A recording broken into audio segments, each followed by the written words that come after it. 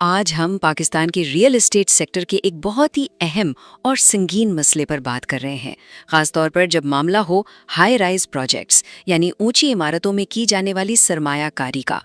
یہ پوری گفتگو آپ تک لا رہا ہے فرینڈز پراپرٹی نیٹ ورک، جو اس سیکٹر کی گہرائیوں اور پیچیدگیوں کو اچھی طرح سمجھتے ہیں۔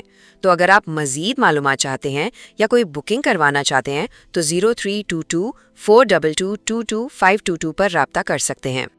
پاکستان میں عمارتیں اونچی سے اونچی تو ہوتی جا رہی ہیں، لیکن ایک بہت بڑا سوال پیدا ہوتا ہے، ان میں پیسہ لگانے والوں کے سرمایے کی حفاظت کون کر رہا ہے؟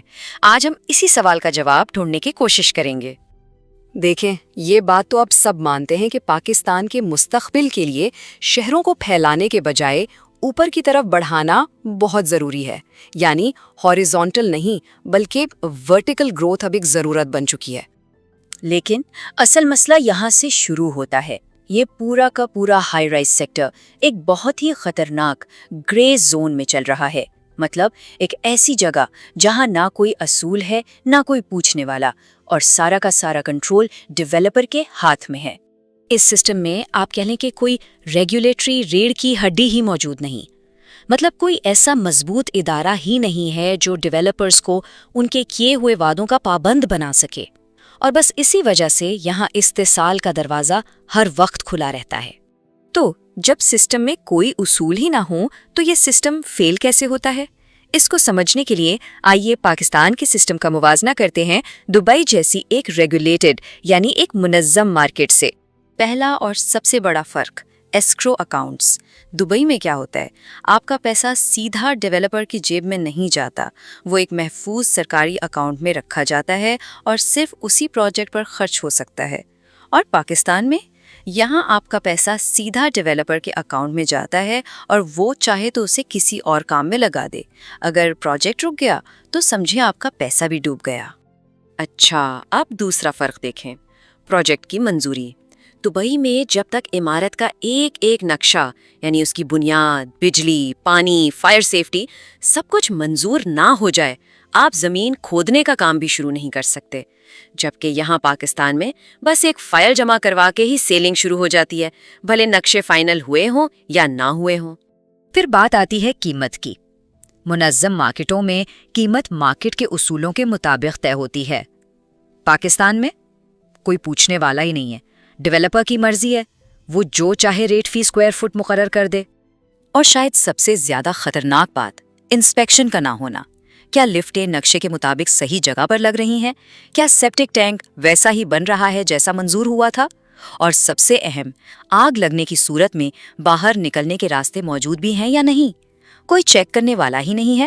تو پھر اس پورے ٹوٹے ہوئے بے لگام سسٹم کا سارا بوجھ کون اٹھاتا ہے؟ ظاہر سی بات ہے، ایک عام سرمایہ کار۔ ذرا تصور کریں، آپ نے 4 سال کے پیمنٹ پلان پر ایک اپارٹمنٹ بک کروایا، ٹھیک؟ 6 سال گزر گئے ہیں اور پروجیکٹ ابھی تک وہیں کا وہیں کھڑا ہے، جبکہ آپ اپنی ساری قسطیں وقت پر ادا کر چکے ہیں۔ اب ہونا تو یہ چاہیے کہ ڈیولپر پر تاخیر کا جرمانہ ہو، لیکن ہوتا اس کا الٹ ہے، وہ آپ ہی سے ایسکیلیشن چارجز کے نام پر اور پیسے مانگنا شروع کر دیتا ہے۔ اور وجہ کیا بتائی جاتی ہے؟ کہ جی مہنگائی بہت ہو گئی ہے، اور پیسے دیں گے تو کام آگے بڑھے گا۔ اس سب کا نتیجہ کیا نکلتا ہے؟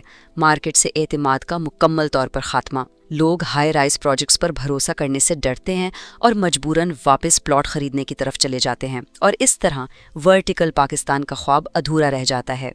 تو کیا اس بحران کا کوئی حل موجود ہے؟ جی بالکل ہے، لیکن اس کے لیے کچھ فوری اور بہت سخت اقدامات کی ضرورت ہے۔ سب سے پہلا قدم، حکومت کو ایک بااختیار ریگولیٹری باڈی بنانی ہوگی۔ کوئی نمائشی ادارہ نہیں، بلکہ ایک ایسی اتھارٹی جس کے پاس ڈیولپرز اور ٹھیکیداروں پر گرفت مضبوط کرنے کے حقیقی اختیارات ہوں۔ اس کے ساتھ ساتھ ایک ڈیولپر گریڈنگ سسٹم متعارف کروانا ہوگا جو ان کے ماضی کے ریکارڈ کی بنیاد پر ہو، تاکہ ایک عام خریدار کو صاف صاف پتہ چلے کہ کون کیٹیگری اے کا قابل بھروسہ ڈیولپر ہے اور کون صرف باتیں بنا رہا ہے۔ کیونکہ جب تک یہ سسٹم نہیں بنے گا تب تک تو بھیڑ اور بکری ایک ہی لاٹھی سے ہانکے جائیں گے۔ جیسا کہ کہا گیا ہے، جو بہتر مارکیٹنگ کرے گا، جو بڑا جھوٹ بولے گا، وہی کامیاب ہوگا۔ اور اہم نکتہ یہی ہے کہ اگر یہ اقدامات نہیں کیے گئے تو جو بچا کھچا اعتماد ہے وہ بھی ختم ہو جائے گا۔ اور جب سرمایہ کار کا بھروسہ ہی نہیں رہے گا تو ایک جدید ورٹیکل پاکستان کا خواب بھلا کیسے پورا ہوگا؟ اور آخر میں یہ تلخ حقیقت کہ اگر آج اس پر کام نہیں کیا گیا تو کل پچھتاوے کے سوا ہمارے ہاتھ کچھ نہیں آئے گا۔ یہ وہ مسئلہ نہیں ہے جسے اب کل پر ٹالا جا سکے۔